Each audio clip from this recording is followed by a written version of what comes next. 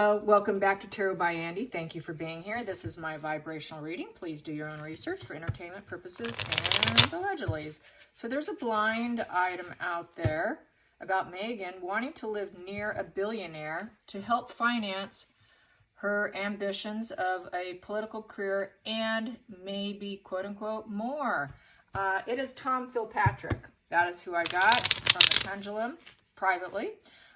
Yeah, there is one person who likes to always trash me every time I do the pendulum. They seem to think there's certain strict rules and regulations with it.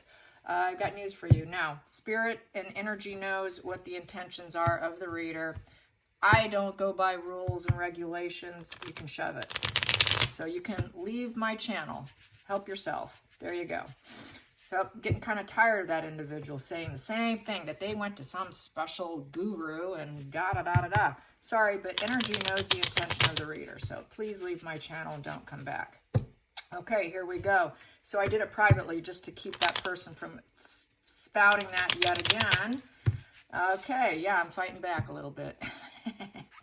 All right, so here we go. Tom Philpatrick, how does he truly feel about Megan and helping her? She wants to live by him.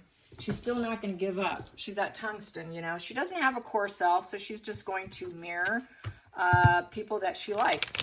People she thinks that she can be just like. There is no core self. Everything is mimicry, so she's going to mimic. She'll find someone to pretend to be, compartmentalize different aspects of their personality and pull out for some other people to pull together some sort of character, like a TV show. So she's going to do her best. I'm sure she's love bombing him, hoping for more. And that is the blind item I woke up to this morning. Harry, in the meantime, is going to, where is he going? He's going to Japan. Yes, he's going to Japan, Tokyo, on the 9th of August. So he's going to be playing some polo. Hopefully he doesn't injure and maim a polo horse. Pony. Yeah, we know how he is with that. I'm surprised anybody still wants to align themselves. Guess they haven't learned yet, but they will probably. Puts on his best behavior and his mask, right? He's kind to the ponies probably and does things probably in the shadows. Who knows? But yeah, I wouldn't trust him. He's cruel. So here we go. Shouldn't be trusted with that. I really think he should be eliminated entirely from being able to. But that's a whole nother spread. I just wanted to give that drop. Okay, here we go. Here we go. Let's get, how does Tom Philpatrick feel about Meghan Markle? Does he feel any true hope for her? Does he feel any true hope for her? Does he feel any true hope for her? Does he feel any true hope for her? Does he feel any true hope for her? Does he feel any true hope for her in being a president of the United States? How does he feel about financing her? My pendulum was maybe. So he hasn't said no, and he hasn't said yes. So she's working him. She's working him, and she's working him. She's probably going to try and bet him, too, if she hasn't already. Yeah, he's definitely not going to marry her. He doesn't see her on the top hierarchy. He's saying no. It's a no position. He sees her as a rebellious individual who's uncommitted with an unconventional life. And she's very antisocial, which works great for politicians, because I've said this before. Most of them are all very antisocial.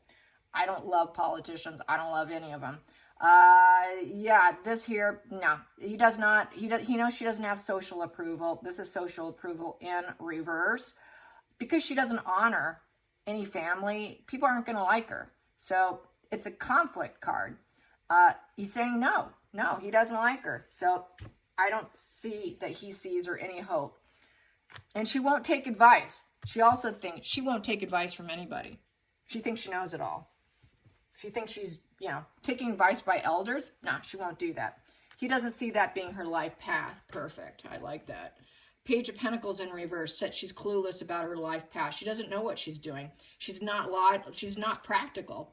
She's impractical. She's not building anything. So she thinks she's building something to be top hierarchy, be the president of the United States, but no. He's like, wow, she's a lost little girl. She is lost. She's lost. She's not making any progress. He's procrastinating on her. So he's probably playing her. He might enjoy her female attention and some of the love bombing, but he's not loving on her. It's all one-sided. So he sees her as kind of bad news. She's like a bad news bearer. here. And she's too irresponsible, and he's just not going to commit to her. She can't commit. She's just going to have to learn from her failures. So not her life path, that's a no position too. And she's going to have to learn from all her failures in life. Yeah, she's not cut out for it. It's not her path. I like it. I like it a lot. Let's go into the next cards here. Okay, focal point. Yeah, he knows that she wants to be a woman of the world, travel, take that step, do it. She wants everyone to love her. She wants everybody to look at her. She wants to fulfill what she thinks is her purpose. That's the only thing that will fill her up. She thinks that she could do it. She thinks she has that expanded world vision. She thinks she can move near him. That's what the blind item was about, was moving. So yeah, she's going to try to move near him. Oh yeah, she's looking all right. Good luck to you. I don't know if she could afford a place near a billionaire's place. Maybe she's trying to move into his place. She's going to need it. Past position that doesn't serve. Yeah, he's not interested in her, you guys. That's the lover's card here. Nah, not going there. In the past, maybe it was thought about for a second or two or whatever, or something went down, but no longer interested. That's an unrequited love position because it no longer serves. So I would say it's quite unrequited at this point in time. But at one time, it was on the table. Yeah, go figure. And he knows that she's mentally sick and that reality's out. So, and she's got mother issues. The truth is out. The reality's out about her, that she's basically divorced from reality. So it's the moon card. The moon card's a very mental illness card. So he knows she's mentally sick, which also came out. The palace, there were some papers released. The palace knows Megan is a bipolar narcissist. Don't know if you guys heard it. It just came out like a day or two ago. I can't remember where I heard it, but definitely it was it might have been the Royal Grift. Can't remember. I think it may have been that they were aware that she was a bipolar narcissist. So there you have it. Mentally sick. He knows it. He's aware that she's very unfit. Just fantasy and reality is just going to end up colliding for her. The reality's out. She's got mommy issues. She's got lots of issues. She's emotional and she just focuses too much on her emotions. You could see here, she's staring down at the water, and the moon bump that she's never did actually occur. She never did become a mother. So she's got a lot of issues, and it's the reality's out about her lies. He thinks that she thinks she's going to get her wish fulfillment with the Nine of Cups. That's her wish come true. That is exactly what she wants, is a political career. That is what she's gunning for, which we've all known this. It's the genie in the bottle cup, the genie in the bottle. So he tells her what she wants to hear. Probably is why I got the Y on the maybe on the pendulum. And so she's hoping for growth. She's hoping for that smug pleasure. She's hoping for that emotional high point. That's a happy dance for her. She wants everyone to tell her yes. So I think the fact that she's got this genie in the bottle energy of wish fulfillment, he tries to go along, but he knows she's sick and she's unstable, and that she's like this rebellious person who doesn't fit in, and that she can throw anyone down because she's antisocial, because this is my antisocial personality card in reverse when it's this position. So he doesn't want to trigger her because he knows how mentally sick she is. Let's get to the next position. Yeah, he just listens to her. He hears her out. He can cut her out or he can listen to her. It depends on his mood. Should I listen or should I just cut her out? It depends on the sword, who's carrying the sword. So he does like to hear her out. He tries to give her advice, but he knows that she's not willing to take it. Whatever intelligence he gives her, she's not gonna heed it anyways. So it's kind of pointless, but he does listen to her. He tries to give her some clarity of thought. He does have clarity of thought of his own. He knows the truth about her. He tries to instill some logic and reasoning in her, but he can easily cut her out too. There's some conflict there. There's definitely some conflict because he knows it's her wish, but I've got negative, negative, negative. That's kind of negative because it's in the past and he knows what she wants, but he thinks, yeah, I don't think so. That could easily get cut out because she's so challenged that he doesn't see it working. So yeah, he's not empathetic to her cause. King of Cups in reverse. So he doesn't really care about her. He's kind of manipulating her. So she's trying to manipulate him, and in return, he's manipulating her a little bit. So there's that lack of empathy there. He knows also she would fall apart. that she doesn't have the ability to keep it together, because the King of Cups upright, when there's problems, emotional problems, they can keep it together. He knows that she easily falls apart with her mental illness because she lacks empathy. She's antisocial. She doesn't understand the human condition, and she just melts and falls apart. Hopes and fears. We have here the wounded warrior. Yeah, he knows she's wounded and she's struggling, and she's got that one wand left in her hand, one fire wand, and she's trying to use that one last wand, that one hope, genie in the bottle. Can you help me? I only got one wand left. It's either do or die. This is the last call. This is last call for her. If she can't make this work now, it's cut out time. It's surgery too. This is a surgery card getting cut out, and she's very wounded. And the fact he doesn't care, it's likely to be a cutout. So then we have here the final outcome. Yeah, she's a traitor. She can't see anything different. He cannot see her in any other way. He's not going to take a new perspective on her. He knows that she cannot sacrifice herself. She cannot change or adopt to anything. She cannot surrender and let go of control and take advice from elders.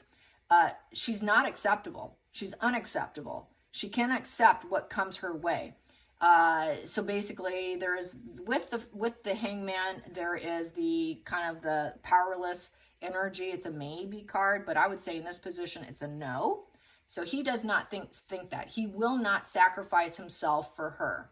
He knows she's got the victim mindset. She's very self-focused. He's self-focused. There's a lot of selfish energy here and traitor energy, and the fear of commitment and sacrifice. He knows that she doesn't have it in her, and she's not going to see any other way. He's probably tried instilling in her how hard it is, how tough you have to be. You know, you can't be a wounded individual and take that position and then fly off the handle because you're mentally unwell. And then they're going to cut you out. So he knows it would never work out. No one will put themselves out there for her. So basically, it's also refraining from actions.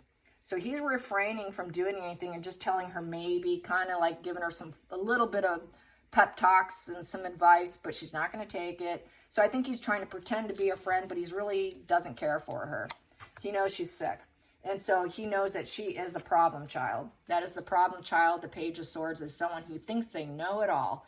They know it all and can't take any advice from elders. So he knows it's not going to work out for her. She is that trouble person coming in who points out the errors of everybody else, but has absolutely no insight into themselves with the Page of Swords.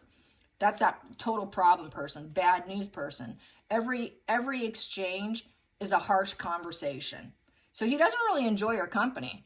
He just hears her rattle on about complaining about injustices, and she knows it all, and how wounded she is. It's that problem child. Oh, I can't believe it. So he just hears her out, but I think he's rolling his eyes. He's got some massive eye rolling going on. I don't think he likes her. I think there's probably a little bit of disdain there. And this is her deluded fantasy. This is her mental illness, thinking she can rise up. She thinks she can win people over. She thinks she can turn people around, that she's capable because she lacks empathy. I can bend and turn anyone into my way, but he's not going to. This guy isn't going to. I'm going to pull in some more. Yeah, he's not going to give her the money. Thank God. Thank God. The banker card says no. The bank said, no, I'm not doing it. I'm breaking up with you. Sorry. And the minute he says no, boom, the relationship's over. So no, not going to do it. Yay, not going to do it. So it's definitely not going to be Tom. She'll have to find someone else, you guys. Go looking. Go, Megan. Go, Megan. Keep looking. High and low. He's going to maintain his inner calm, and he's going to rock bottom her. Yeah, it's going to feel like a betrayal to Megan. Oh, you didn't. You're stabbing me. You're backstabbing me. What? You're not going to help me? I am a vision of strength. How could you do this? I have control over my demons. You're bottoming out. Oh, my God. No. How am I going to recover from this? I'll never recover. She won't be able to recover. So he does not want to, because he knows it's gonna bottom him out. He knows with him, it's a painful ending right there. It's a temporary painful ending is what he'll tell her. Nope, this is just temporary. You can go find someone else. You can pick yourself up and go to an Ace of Swords. Just handle this letdown and go up to an Ace of Swords and go find someone else. Because you still got that wand in your hand. Maybe someone else will help you, but I'm not going to do it. We're not going to intertwine ourselves anymore. You're not going to play me. She's trying to play him. Not going to work. The bank's closed. Yep. The Bank of Fitzpatrick is closed to Megan. Sorry, I can't do it. I can't do it. I gotta keep myself here. You know, I gotta stay self-disciplined here, and you know, I'm trying to recover some things myself. I gotta keep my integrity intact here, and nah, this isn't gonna work out. Nope, I say no, and I'm happy about that. All right, you guys, I hope you enjoyed this. Please like and subscribe, and until next time, I'll see you then. Bye, you guys.